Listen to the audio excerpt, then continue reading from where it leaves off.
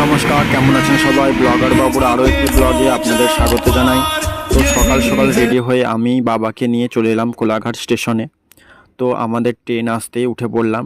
ট্রেনে উঠে একদম এই যে সাঁতরাগাছি স্টেশনে এলাম। এখান থেকে এসে এই যে বাস স্ট্যান্ডে বাস ধরে পিজি যাব।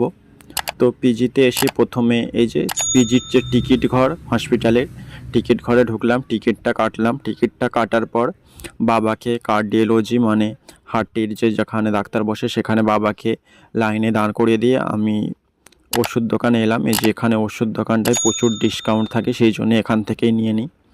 বাবা আসতে বাবার ওষুধ নিয়ে নিল, তারপরে আবার আমরা বাড়ির দিকে রওনা দিলাম। আর আমার এই ফুল ব্লগটি দেখতে হলে আমাদের ইউটিউব চ্যানেলে ভিজিট করুন। আবার অন্য একটি ব্লগে আপনাদের সাথে দেখা হয়।